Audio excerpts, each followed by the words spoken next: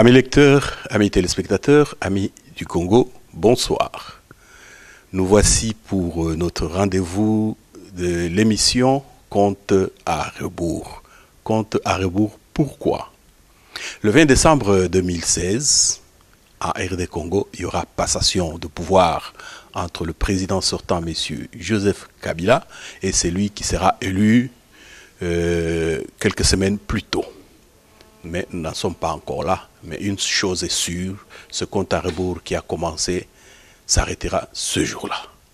Mais ce chemin est si parsemé d'embûches, de telle sorte que bien des choses ne sont pas encore tout à fait claires. Et pour décortiquer un peu l'actualité du jour, nous recevons deux membres du parti UDPS qui vivent en Belgique. Et c'est M. Papis Chimpangila, avocat, conseil de l'UDPS. M. Papis Chimpangila, bonsoir. Bonsoir, Cheikh Fita. Et nous recevons Maître Jean de Dieu Ngwadi, qui est représentant adjoint de l'UDPS Belux. Bonsoir, M. Ngwadi. Monsieur Cheikh Fita, bonsoir. Bien. Vous voyez, nous allons chercher l'information à la source. Avec l'explosion de l'Internet, il y a tellement d'informations, tellement de sources d'informations que les gens s'y perdent. Et j'ai avec moi deux voix autorisées donc de l'UDPS. Beaucoup de gens parlent de l'UDPS, mais il faut leur donner aussi la parole, ce que nous faisons aujourd'hui. Et par rapport au compte à rebours, Monsieur Ngwadi, vous qui êtes à ma gauche, comment pensez-vous que nous allons y arriver? C'est comme un fleuve tranquille ou il est possible qu'il y ait des soubresauts? Cheikh Fita, merci pour la question. Je profite de l'occasion ici pour saluer les téléspectateurs qui nous suivent en ce moment. Je pense que tu feras un relais au niveau de la presse écrite. Donc les lecteurs vont aussi suivre un peu nos réflexions d'aujourd'hui. Je profiterai pour représenter mes condoléances aussi à la population du Nord Kivu et en particulier à Béni, parce que tous ces derniers temps on entend de morts, de tueries, de morts, de massacres. Donc je compatis comme le gouverneur du Nord Kivu l'a fait d'ailleurs. Là c'est un cri d'alarme, donc je compatis au malheur de ce compatriote et je pense que les choses vont aller en s'améliorant. Sinon, lorsqu'il y aura véritable alternance au pouvoir, je pense que des solutions concrètes seront trouvées aux solutions qui se posent, aux problèmes qui se posent actuellement, je veux dire, à Béni. Alors, pour répondre à la question, effectivement, tu sens bien qu'avec mon introduction, ce n'est plus un long fleuve tranquille. Il y a déjà beaucoup de problèmes qui se posent actuellement en République démocratique du Congo. J'ai parlé de tueries à Béni. Tu n'es pas à savoir ce qui s'est passé au Congo au mois de janvier, le 19, le 20, le 21. Les arrestations de jeunes militants Filimbi, les jeunes qui sont partis récemment. Donc tu vois qu'il y a beaucoup de problèmes et on sent la nervosité aussi au niveau du pouvoir, au niveau forces de sécurité. Tu as appris aussi, comme moi, l'histoire de Fosse Commune du mois de mars. Tout ça présage d'un avenir sombre pour le Congo, d'où peut-être la proposition que mon parti a pu faire pour pouvoir cheminer tranquillement et aboutir à des meilleurs horizons pour l'avenir de notre pays demain. Voilà ce que je peux dire à ce stade. Monsieur Papis Chimpangila, est-ce que vous pouvez compléter votre confrère, parce que vous êtes tous les deux des avocats, et vous pensez qu'on ira calmement à l'alternance, où il y a des signes qui devraient attirer l'attention de la population ainsi que de la communauté internationale? Oui, Monsieur Fita, je vous remercie pour la question. Comme vous êtes censé le savoir et que nous sommes dans une impasse en République démocratique du Congo et que depuis 2011, nous vivons une crise permanente et continue. Et que de ce fait, notre parti, l'UDPS, a proposé un moyen de sortie de cette crise.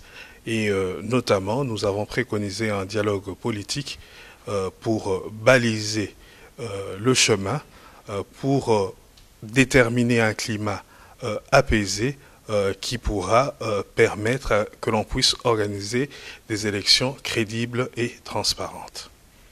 Bien, merci M. Papis Chimpangila. Nous reviendrons sur la proposition de l'UDPS, votre parti. Nous allons nous plonger directement dans l'actualité. La plupart des médias internationaux ont parlé d'un nom qu'une frange de l'opposition a donné à la démarche de M. Joseph Kabila, qui avait envoyé un émissaire à l'UDPS, à l'UNC et au MLC. Ses amis, ils se sont réunis, ils ont dit non, nous ne voulons plus du dialogue. Mais curieusement, vous de l'UDPS, vous parlez dialogue. Alors les citoyens, il est un peu la tête perdue. Qui a tort, qui a raison? Et comment est-ce que vous pouvez contredire la position de nos amis Maître Ngwadi, qui, eux, ne veulent plus de dialogue du tout? Oui, merci Cheikh Fita encore une fois pour la question. Maître Papi a commencé à aborder la question pour essayer d'atterrir tranquillement, donc faire en sorte que le processus électoral que nous voulons soit le plus apaisé, que nous ayons des élections transparentes, libres et démocratiques. C'était le moyen envisagé. Vous savez que l'UDPS est un parti qui a toujours prôné la non-violence, donc la résolution du conflit essentiellement par des moyens pacifiques. Nous voulons aller aux élections. Personne ne veut passer par le dialogue pour occuper un quelconque poste de responsabilité, contrairement à ce que beaucoup de gens croient. Donc ce n'est pas du tout l'habitude de l'UDPS. Le passé peut vous prouver ce que je dis. Donc il y a eu beaucoup de forums organisés en République démocratique du Congo, Zaïre, Congo aujourd'hui. L'UDPS n'a jamais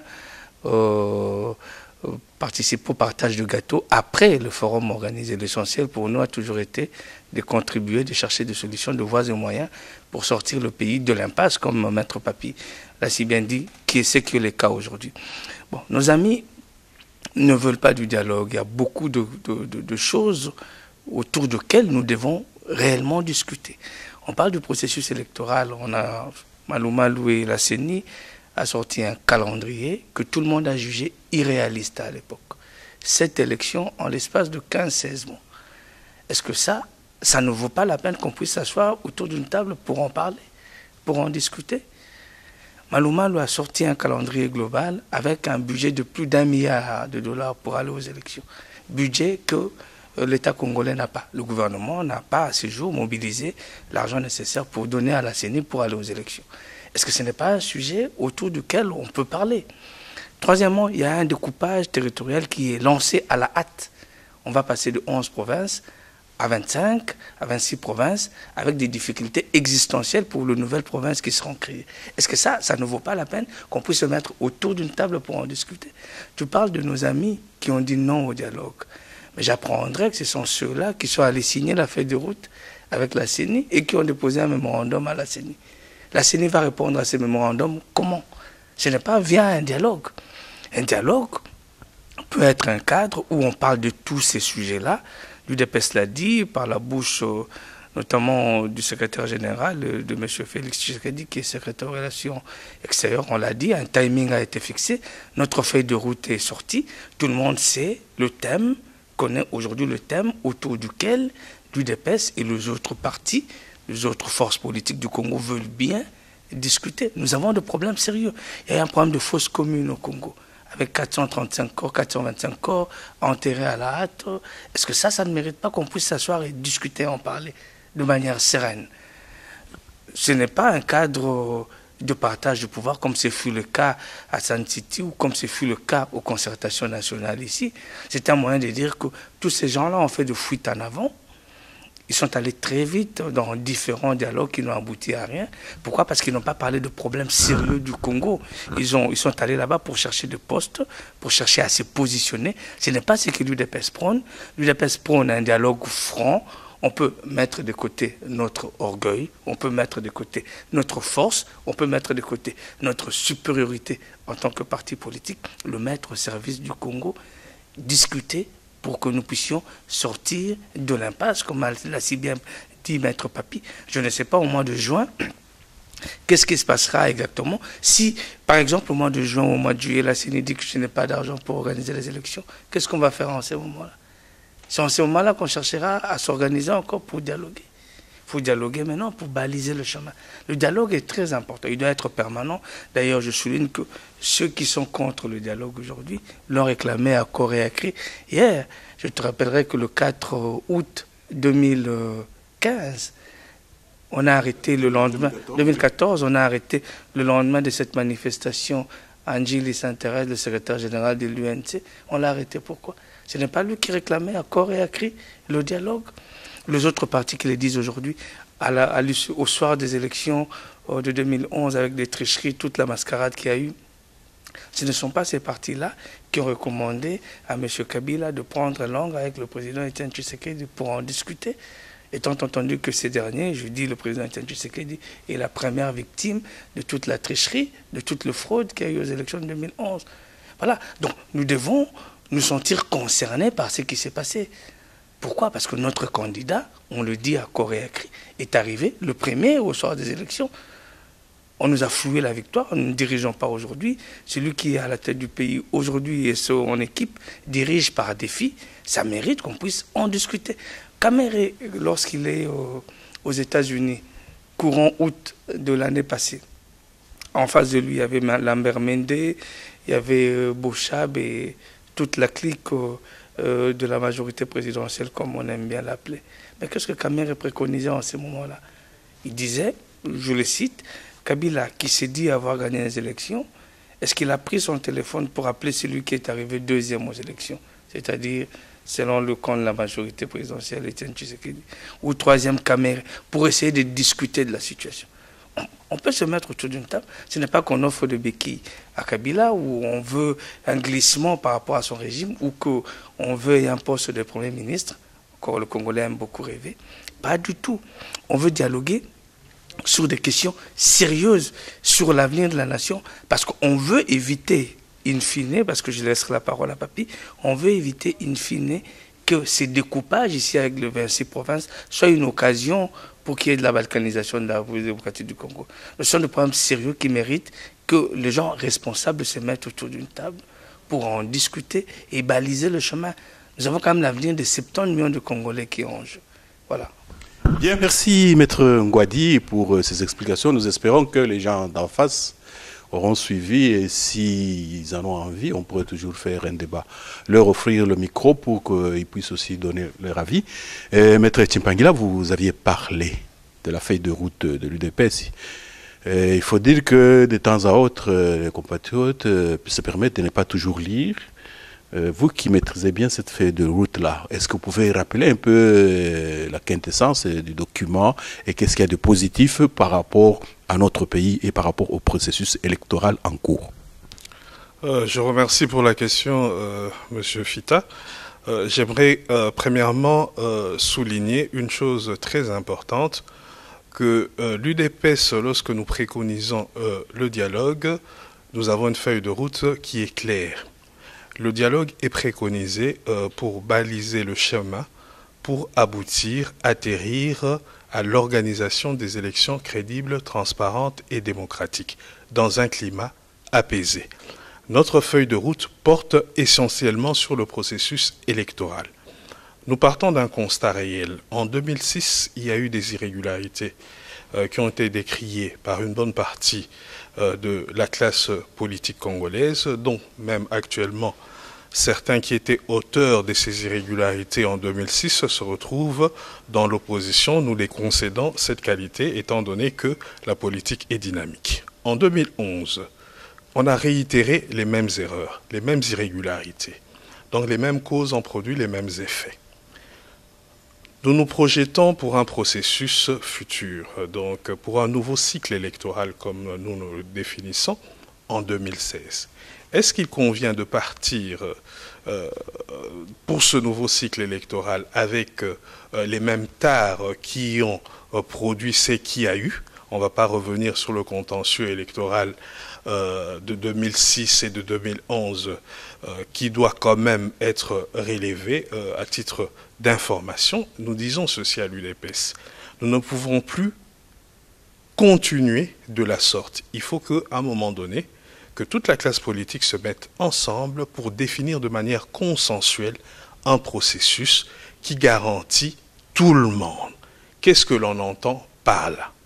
Nous partons du constat qu'en 2006 et en 2011, il y a eu fraude et que le contentieux électoral en République démocratique du Congo se solde toujours par des violations graves de droits de l'homme et des violations des droits humanitaires, mort d'homme qui s'ensuit.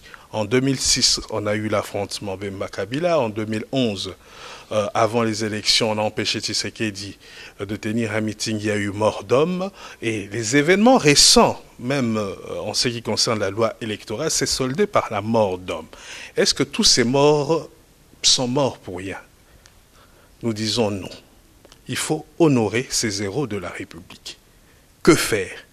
On doit arriver à avoir un processus électoral où nous organisons des élections plus ou moins crédibles et transparentes. Comment y arriver? Nous avons fait des propositions claires dans notre feuille de route. Nous soulevons premièrement la question du calendrier électoral. Nous estimons que les seules élections où il y a une contrainte, ou la seule élection où il y a une contrainte constitutionnelle, c'est l'élection présidentielle. Et nous proposons qu'on organise premièrement cette élection présidentielle qui pourrait être couplée des élections législatives. En ce qui concerne les élections intermédiaires, et qu'on parle des élections locales, municipales, urbaines et provinciales, nous estimons que les conditions ne sont pas encore réunies.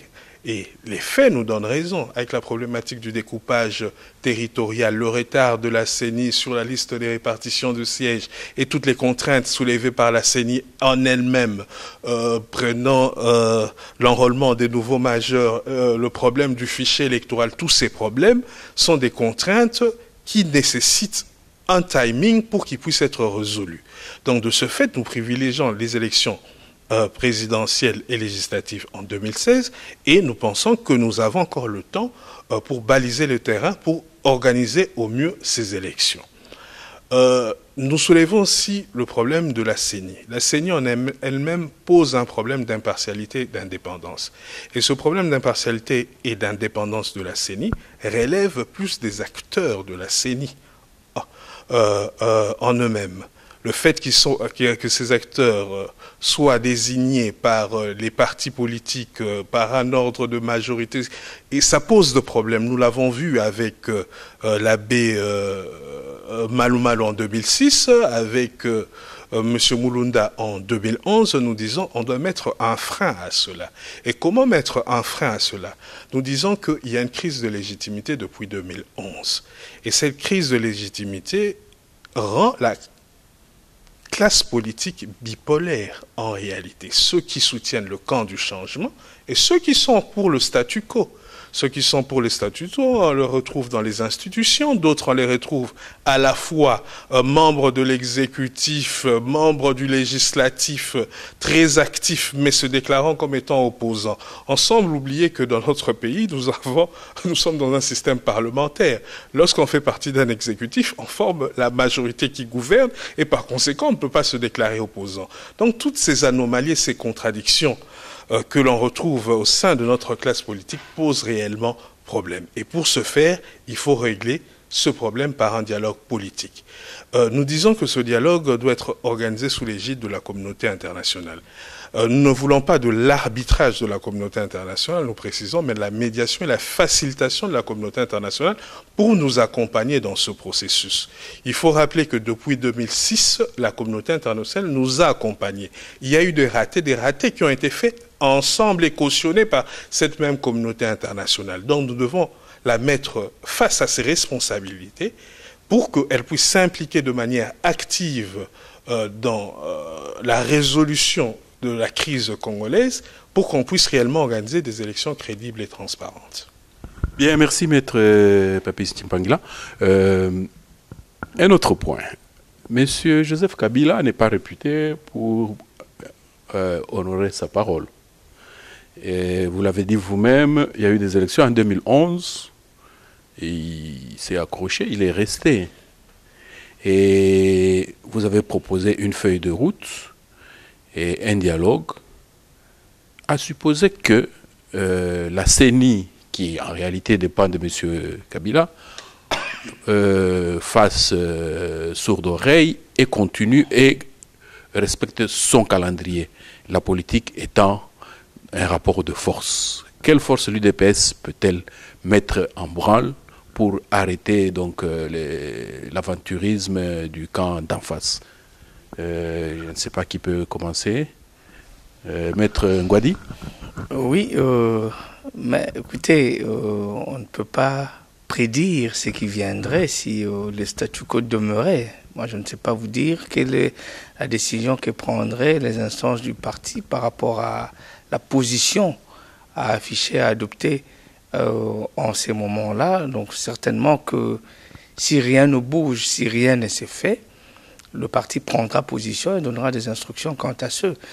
Ce que Maître Papi vient de dire est très important. Vous vous rendez compte, M. Cheikh Fita, nous voulons aller aux élections aujourd'hui. Mais nous allons aux élections avec quel CENI? Le conseiller du président Étienne Tshisekedi vient de vous parler de tard du processus électoral. Tard de 2006, tard de 2011. Nous allons aller avec le même tard que ce qu'on a connu en 2006, en 2011. L'enrôlement des nouveaux majors depuis 4 ans. Parce que le dernier fichier date de 2010-2011. Donc ça fait 4-5 ans que ce fichier, il n'a jamais été audité et il n'est pas nettoyé. Il y a des gens qui sont décédés. Ni actualisés. On nous parle de 300 morts à Kinshasa tous les jours, indigents, patati, machin. On nous a parlé de ça. Oui, il reste dans le fichier électoral. Il reste toujours dans le fichier électoral. Le mort de Béni, il reste dans le fichier électoral. On a enrôlé 11 millions de Congolais. Maintenant, on est au nombre de combien d'enrôlés? Puisque ces fichiers-là, il y a eu de morts, il y a eu de déplacés. Donc, il faut le nettoyer. On veut aller aux élections avec la même CENI. Cette CENI ici, dont nous avons reproché beaucoup de choses hier. Une CENI de composantes. Des individus, pour rappel, je dis que le parti de l'opposition qui ont donné des candidats à la CENI, l'année passée, ils ont réclamé, ils ont demandé à tous ces candidats-là de quitter la CENI. Mais ils y sont toujours. Ils y sont toujours. C'est-à-dire qu'ils ont changé de corps depuis. Nous sommes Congolais, il ne faut pas se voiler la face. Ils ont quitté le camp de parti qui les ont désignés pour embrasser le camp de la majorité. Est-ce qu'on veut aller aux élections avec cette CENI ici? Est-ce que vous pensez que ces élections-là seront vraiment crédibles, apaisées, transparentes, avec une véritable alternance au pouvoir demain? Non. Deuxièmement, les acteurs aujourd'hui qui pilotent ces processus. Je veux dire, il y a la CENI d'une part, et d'autre part, il y a le Parlement, parce que le Parlement doit faire les lois. Maître Papi Tchimpangila vous a dit qu'il y a des lois qui manquent aujourd'hui à l'agenda du Congo, aujourd'hui, pour aller aux élections de manière sereine. Quand est-ce que le Parlement va s'y hâter à voter ces lois? L'Assemblée nationale est dirigée par un président qui est en même temps le secrétaire, comment on appelle, le secrétaire général de la majorité présidentielle. Pourquoi il n'a pas démissionné du poste de président de l'Assemblée nationale ou du poste, plus ou moins, du secrétaire général de la majorité présidentielle? Il a une double casquette. Vous voulez aller aux élections avec des gens comme ça?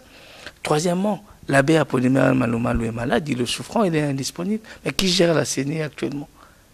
C'est un membre du PPRD. C'est lui qui est premier vice-président. C'est lui qui gère la CENI. Est-ce que vous pensez que cette institution réellement est indépendante? Si c'est le cas, eh bien, on attend de la CENI qu'elle réponde au mémorandum déposé par le parti d'opposition par rapport aux contraintes, par rapport aux difficultés qu'ils ont essayé de soulever, par rapport à la proposition qu'ils ont faite d'un nouveau calendrier. On verra à ce moment-là si la CENI est vraiment indépendante et qu'elle peut prendre en considération les positions des autres. Ça ne sert à rien de s'entêter. On l'a vu en 2006. On a vu en 2013, ils ont fait les concertations. Aujourd'hui, tout le monde s'accorde à dire que les concertations ont échoué. Mais quand le signal d'alarme était tiré, la sonnette d'alarme était tirée en disant « Ne faites pas de cette histoire-là parce que ça n'aboutira à rien ». Personne n'a écouté la voix de l'opposition, notamment de l'UDPS, qui n'a pas voulu aller aux concertations nationales. Elles ont accouché de quoi? D'une souris qui est de l'argent perdu pour le Congo. Qui est de l'argent perdu. On nous a dit, d'autre part, qu'on a mis fin à la guerre, on a décimé le M23. on apprend que le M23 s'est reconstitué au départ de l'Ouganda pour venir foutre la merde encore une fois de plus au Congo. Ça veut dire quoi? C'est-à-dire qu'il y a une grande partie du territoire congolais qui n'est pas sous contrôle des autorités congolaises. Il y a de l'insécurité. On ne contrôle pas toute la partie du territoire. Ça, on peut aussi en parler. Donc les sujets de dialogue ne manquent pas. Mais pour la question essentielle, je dis ici, si rien ne bouge, évidemment, le parti, c'est un parti responsable. Il prendra ses responsabilités, il communiquera. En ces moments-là, nous qui sommes habilités à parler au nom du parti, eh ben, nous allons vous contacter, vous de la presse, pour vous dire quel était le mot d'ordre qui sera pris, quel serait le mot d'ordre qui sera pris. En ces moments-là, le parti prendra ses responsabilités, croyez-moi. l'UDPS a toujours pris ses responsabilités, l'UDPS a toujours été au devant de la scène politique. Et en ce moment-là, également, on prendra nos responsabilités. Monsieur Papis Tshipanguila, la CENI refuse d'être restructurée, refuse d'enrôler les nouveaux électeurs de 2011, qui ont eu 18 ans à partir de 2011 jusqu'à aujourd'hui. Quelle serait la position de l'UDPS? On va aux élections de cette façon-là? J'aimerais premièrement vous rappeler que M. Tshisekedi, c'est un démocrate. Il a mené tout son combat pour l'instauration réellement d'une démocratie en République démocratique du Congo. Évidemment que nous privilégions l'option démocratique.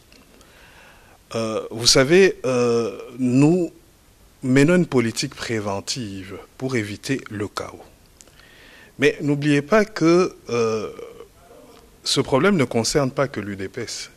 Ça concerne le peuple congolais en premier.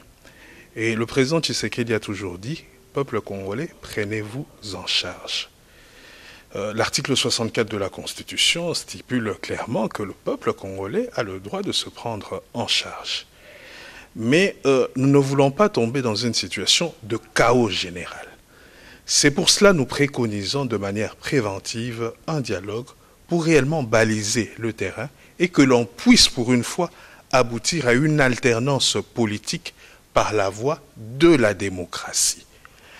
Le schéma que vous soulevez, bon, c'est un schéma de soulèvement populaire, c'est-à-dire c'est pas l'UDP, c'est le peuple congolais, la nation congolaise qui se prend en charge. Mais in fine, après cette prise en charge, qu'à supposer que M. Kabila parte, qu'est-ce qu'il y aura après? Un dialogue pour redéfinir le cadre politique, pour redéfinir ceux qui vont jouer un rôle transitoire pour un nouvel ordre ou pour continuer avec l'ordre tel qu'il est établi. Donc, par conséquent, quelle que soit la voie à laquelle vous emprunterez, on aboutira toujours par un dialogue politique. Nous avons vu les événements qui se sont passés au Burkina Faso, suite à une revendication populaire, le peuple qui s'est pris en charge pour le départ du président. Qu'est-ce qui s'est passé? Un militaire a pris le pouvoir, un autre a également pris le pouvoir, et puis l'un a cédé à l'autre, et puis in fine, on retourne autour d'une table, la classe politique désigne quelqu'un et on redéfinit un processus. C'est-à-dire que le dialogue préconisé par l'UDPS est inévitable. Mais pourquoi attendre d'arriver à une situation chaotique pour mener ce dialogue? C'est pour cela que nous insistons que la communauté internationale réellement nous accompagne dans ce dialogue. Parce qu'au sein dans notre feuille de route, nous préconisons d'autres mécanismes pour pallier à l'insuffisance de la CENI et même de la Cour constitutionnelle. Nous disons qu'il faut qu'on mette sur place un observatoire des élections, un peu comme ce qui s'était passé en Côte d'Ivoire avec la MONUSI, où les Nations Unies avaient un mandat pour la certification des élections. Mais nous disons ceci, la MONUSCO s'est beaucoup investi, la communauté internationale s'est beaucoup investi en République démocratique du Congo. 1 milliard de dollars annuels. Pourquoi? On nous dit que c'est pour pacifier le Congo. Mais la pacification du Congo passe avant toute chose par une stabilisation politique. Donc les mécanismes de stabilité politique ne peuvent être mis en œuvre que lorsque on pourra organiser des élections réellement crédibles et transparentes dans un climat apaisé. Et pour ce faire, il faut un dialogue. Et nous voulons que la communauté internationale soit associée à cela, de telle sorte que les résolutions prises par les Congolais, on vous dit que les résolutions des concertations nationales 971 résolutions ou 979 sont restées lettres mortes. Mais nous ne voulons pas retourner dans ce schéma-là. Nous disons que ces résolutions, c'est-à-dire les résolutions qui seront issues du dialogue politique entre Congolais, avec l'accompagnement de la communauté internationale, pour être coulées dans une résolution contraignante à l'égard de toute entité, de toute partie prenante à ce dialogue. C'est de cette manière qu'on pourra éviter le chaos, de telle sorte qu'on pourra renforcer le mandat de la MONUSCO pour réagir par l'usage de la force à toute entité qui va entraver le processus électoral. Bien, merci Maître Ngouadi, merci Maître Papis Timpangila. Nous allons progressivement vers la fin de notre émission. Les lecteurs, les téléspectateurs, les amis du Congo vous ont suivi et nous voulons que ce que vous avez dit prenne date. Vous avez dit, vous avez une politique préventive. Vous savez que si on ne prévient pas un conflit, quand le conflit arrive, ça devient plus compliqué. Nous souhaitons qu'il y ait un peu plus de sagesse parmi tous les jusqu'au boutistes et que cela se passe avec le moins de dégâts possible. Mais, une question. Monsieur Kabila, il a pris longtemps pour accepter le dialogue. S'il veut un dialogue, c'est pour vous faire plaisir ou pensez que lui a aussi un intérêt quelque part, ou bien l'amour de la patrie, ou il veut assurer son après-pouvoir? Qu'est-ce que vous en dites? Parce que je vois mal un politicien être philanthrope. Non, certainement qu'il a un intérêt. Il ne peut pas avoir d'intérêt et accepter d'aller au dialogue. Son camp dira que c'est par amour du pays. Son camp, je dirais, sa majorité dira qu'il a accepté le dialogue pour l'amour du pays. Nous savons que ce que nous préconisons avec la classe politique que nous avons actuellement peut avoir beaucoup de conséquences aussi négatives pour le pays. Je comprends ici différentes réactions de la population. La population connaît l'homme politique congolais. La population sait comment ce genre de forum se termine.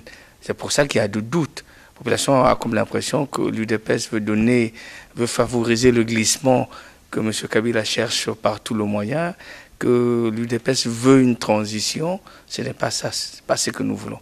Les gens qui connaissent un temps soit peu l'UDPS et la manière dont ces partis fonctionnent, la manière dont Tshisekedi décide au sein du parti, et accompagné de ses collaborateurs, savent très bien que ce n'est pas ce que l'UDPS souhaite.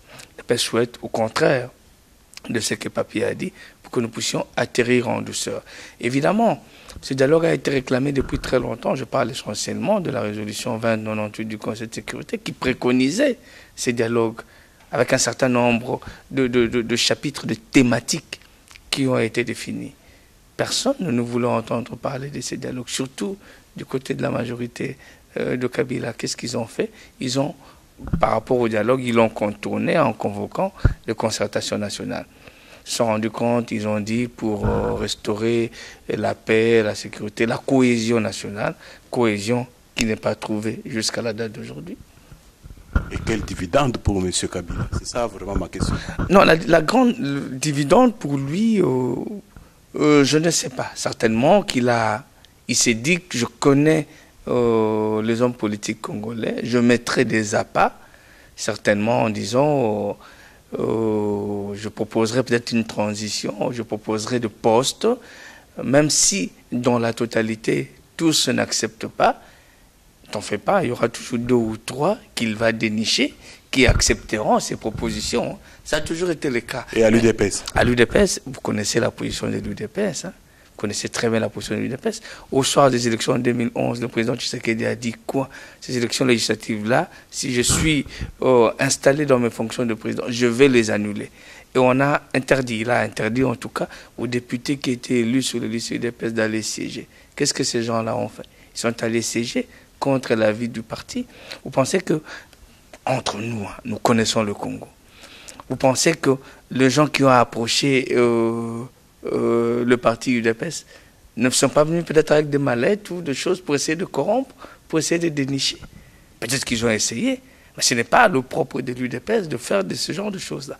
Donc je dis ceci, il a un intérêt certainement, parce qu'il a traîné pour les accepter aujourd'hui. Il a certainement un agenda caché, mais cet agenda caché, dialogue ou pas dialogue, il va continuer à l'avoir. C'est ce que le peuple congolais oublie. On a commencé par... Ils ont tenté de modifier la Constitution. Ils n'ont pas réussi. Parce que les débats étaient où le peuple s'est opposé. Mais vous pensez qu'ils se sont croisés les bras entre-temps? Non. Ils ont changé. Ils ont voulu, à travers la loi électorale, obtenir le glissement. Le peuple a résisté. Mais ils ont lancé un troisième ballot d'essai. L'éclatement du pays en 26 provinces. Ils cherchent par tous les moyens à créer un trouble, un processus qui sera en tout cas brouillé, où le peuple ne comprendra pas grand-chose. Ils savent qu'avec la classe politique actuelle, ils trouveront certainement des gens qui vont donner des béquilles pour qu'ils puissent, je ne sais pas, glisser. Donc ça, c'est pour dire qu'il a certainement un agenda caché. L'agenda caché qu'il a n'est pas noble du tout. Nous avons un agenda par rapport au peuple congolais. Nous avons en tête l'avenir de 70 millions d'habitants. Nous disons, quand nous proposons ce dialogue-là, avec un timing bien défini, on a dit une dizaine de jours, avec quels participants? Mais on a deux camps, le camp du statu quo et le camp du changement. Le camp du statu quo est représenté par les forces qui étaient aux concertations nationales. Ils peuvent se mettre d'accord, parce qu'ils ont de toutes les façons les résolutions. Ils peuvent venir au dialogue que nous proposons avec les 679 résolutions des concertations qu'ils ont. Nous, on a déjà dialogué, on a notre feuille de route. Vous avez votre feuille de route. Alors, mettons-nous d'accord autour de ces sujets-là importants. Et en 10 jours, en 15 jours, on a fini. Il ne s'agit pas de traîner pendant 6 mois, 3 mois pour mettre à mal le calendrier électoral, dont certains de nos amis qui refusent le dialogue que nous proposons voudraient que la CENI puisse changer ses calendriers. Mais la CENI changera ses calendriers comment si on n'arrive pas au dialogue? Bien, merci, Maître Ngwadi. Maître Chimpangila, toujours dans le même sens, votre confrère a dit que Kabila viendra avec des appâts. Il ne va pas attraper des gens à l'UDPS? Écoutez, là, on tombe dans la spéculation totale. Je reviens sur la réalité. Oui. L'UDPS a proposé une feuille de route. L'UDPS a des revendications claires. Ni Kabila, jusqu'à présent, qui a fait une approche pour le dialogue, n'a proposé des termes de référence pour ce dialogue, ni Kabila, ni même ceux qui sont contre le dialogue et qui favorisent une concertation avec la CENI, proposent des termes de référence clairs pour la sortie de crise. Donc là, nous tombons dans une spéculation totale. En ce qui concerne M. Kabila, il est évident qu'en tant que politicien, il viendra avec ses revendications, et notamment des revendications pour obtenir son glissement. Nous, ce que nous voulons, c'est l'organisation des élections crédibles et transparentes. Les autres, eux, veulent l'organisation des élections tout court avec un petit réaménagement technique au niveau du fichier électoral. Si j'ai suivi un peu les revendications, la libération des prisonniers politiques, qui n'a absolument peut-être rien à voir avec le processus électoral en lui-même, mais donc, comment dire, l'enrôlement des nouveaux majeurs, le nettoyage du fichier sont les éléments qui ressortent. Mais par rapport à la crédibilisation du processus en lui-même, jusqu'à la preuve de contraire, on n'a en tout cas rien entendu par rapport à cela. Donc on se retrouve dans une situation où Kabila peut venir avec sa revendication, ça peut être légitime pour lui qu'il estime qu'il va mettre tous les mécanismes pour essayer d'obtenir son glissement. Nous avons une position claire, nous voulons un processus crédible. Comme nous avons des points de vue tout à fait divergents, qu'est-ce qu'il faut?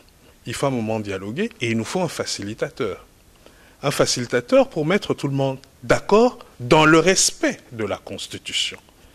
Parce qu'au-delà de nos revendications propres, Nous avons une loi fondamentale qui régit ce pays, la Constitution. Et nous devons tous nous inscrire dans le respect de la Constitution. Or, en ce qui concerne l'élection présidentielle, il y a une contrainte constitutionnelle que nul ne peut y déroger. Bien, merci, maître Chimpangila. Vous m'avez coupé l'herbe sous les pieds en m'interdisant de spéculer, mais ça me titille tellement que je reviens quand même. Il s'est dit que M. Félix Tshisekedi se préparerait à devenir Premier ministre de M. Kabila à l'issue de ce dialogue ou pas. Info ou intox? Évidemment, intox. Premièrement, M. Félix Tshisekedi n'est pas habilité à engager l'UDPS. L'UDPS a un président, c'est M. Étienne Tshisekedi.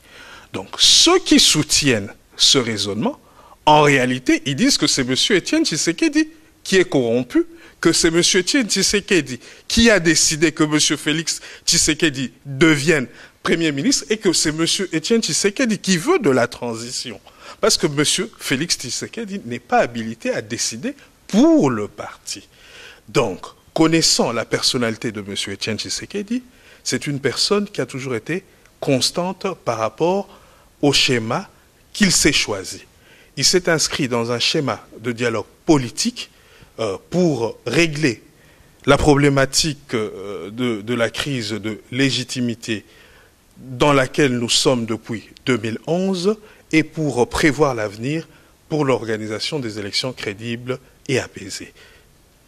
Bien, je remercie nos invités, Maître Ngwadi et Maître Chimpangila, pour nous avoir donné suffisamment d'éclairage par rapport à la position de l'UDPS dans la situation politique de l'heure, à savoir le dialogue. Et avant de nous séparer, je donnerai à l'un et à l'autre la parole pour qu'il donne son dernier mot et pour qu'on prenne rendez-vous à une autre émission Compte à rebours. Monsieur Ngwadi, votre mot de la fin. Merci. Donc, le mot de la fin, c'est de dire tout simplement au peuple congolais de continuer à avoir confiance au plus grand parti politique de son pays, qui est l'UDPS. Ne pas croire qu'à un quelconque moment, l'UDPS puisse trahir ses opinions, ses engagements. Non, il ne faut pas écouter les gens qui spéculent à gauche, à droite, notamment sur la question que vous venez de poser à Maître Papis Chimpangila sur un éventuel poste de Premier ministre qu'on donnerait à Félix. Il faut d'abord que Félix participe réellement à ces dialogues. Est-ce qu'il est parmi les gens qui vont participer à ces dialogues?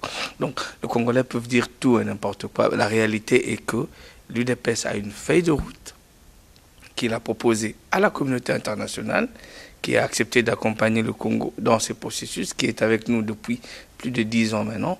Ils ont lu cette proposition, ils l'ont trouvée crédible. Le peuple congolais a trouvé cela crédible. Certains partis de l'opposition hier réclamaient à corps et à cri ce dialogue-là sous différentes formes. Maintenant, nous disons, nous prenons nos responsabilités par rapport aux différentes résolutions du Conseil de sécurité des Nations Unies sur la MONUSCO, sur le Congo en général. Nous disons que c'est une solution qui peut venir apaiser beaucoup de choses, que le peuple s'apaise. L'UDPS ne veut pas aller au dialogue pour de postes de responsabilité, on n'en a pas besoin. Nous sommes conscients mieux que quiconque que le mandat d'imposture ici se termine l'année prochaine, que nous aurons des candidats à tous les niveaux pour aller aux élections. On n'a pas du tout l'intention d'offrir de béquilles à qui que ce soit. Je peux comprendre la population qui a vécu des expériences de partage de pouvoir à l'issue de différents dialogues qui ont eu lieu au Congo, qui pensent que l'UDPS veut ceci, veut cela. Pas du tout. La feuille de route est claire. Le cadre du parti vous dit que c'est comme ça. Le peuple doit le comprendre dans ce sens-là. Ne pas écouter toujours les gens qui diabolisent l'UDPS. Ce sont de ces gens-là qui ont touché les élections en 2006. Ce sont des gens-là qui ont... On a beaucoup de choses à dire par rapport à tous ces gens-là, mais on ne le dira pas. On ne le dira pas par décence, on ne le dira pas par respect, parce que nous sommes un parti respectueux non seulement des individus, mais aussi du peuple congolais qui mérite d'avoir des dirigeants dignes, qui méritent d'avoir des interlocuteurs valables, qui sont apaisés, qui discutent bien de la chose politique et qui comprennent en réalité les enjeux. Ce n'est pas le cas. On peut se fourvoyer dans tous les sens, mais l'essentiel ici, c'est le Congo qui est notre bien. Nous ne voulons pas que demain, ces pays puissent être balkanisés. Donc il faut venir avec beaucoup d'intelligence pour discuter de manière sérieuse des problèmes du Congo, pour aboutir à des élections réellement transparentes. Les gens qui veulent à tout prix aujourd'hui aller aux élections, j'ai dit, dans ces conditions, avec une telle CENI, ça ne sera jamais des élections démocratiques, libres et transparentes. Le même cause risque de produire le même effet. Que le peuple continue à faire confiance à l'UDPS qui, par rapport à tous les autres partis du Congo, ne trahira jamais. Bien, merci Maître Ngwadi. Et Maître Chimpangila, votre mot de la fin? J'aimerais simplement dire que l'UDPS est prête en interne pour aller aux élections. Mais nous ne voulons pas simplement aller aux élections dans le contexte actuel avec cette CENI pour réitérer les erreurs du passé. Le président Etienne Tshisekedi a une vision pour ce pays, une vision, un idéal, et que le peuple congolais puisse se choisir lui-même ses dirigeants. Le président Etienne Tshisekedi mène sa lutte jusqu'à ce jour pour réellement l'instauration d'un état de droit, une démocratie au Congo. Il a su se surpasser. Vous savez qu'il a gagné les élections en 2011. Il s'est surpassé. Il s'est dit que pour sauver le peu d'acquis démocratiques que nous avons eu en République démocratique du Congo, il faut que l'on réfléchisse tous ensemble pour trouver un moyen d'organiser réellement des élections crédibles et transparentes et que cette décision soit consensuelle. Et pour ce faire, l'UDPS a proposé une feuille de route. Nous attendons les différentes autres propositions pour réellement sortir de la crise et organiser des élections crédibles et transparentes pour pouvoir échanger par rapport à cela. Peut-être le terme dialogue fait peur parce qu'on a le format de Sun City et tous les différents dialogues qui ont été organisés en République démocratique du Congo, dont l'issue est un partage du pouvoir. Nous ne nous inscrivons pas dans ce schéma-là. Nous, notre dialogue, c'est réellement pour baliser le chemin pour l'organisation des élections crédibles et transparentes. L'UDPS ne s'inscrit pas dans une quelconque logique de transition et de partage de pouvoir. Bien, merci Maître Papi Chimpangila, merci Maître Jean-de-Dieu Ngwadi, chers lecteurs, chers téléspectateurs, amis du Congo. Sous la réalisation de Gérard Kanabassau, nous venons de vous présenter cette émission Compte à rebours. Compte à rebours par rapport au processus électoral actuel, et nos invités ont donné la position la plus claire possible du parti, de leur parti, de l'UDPS, et nous vous remercions pour votre attention et rendez-vous pour une prochaine émission.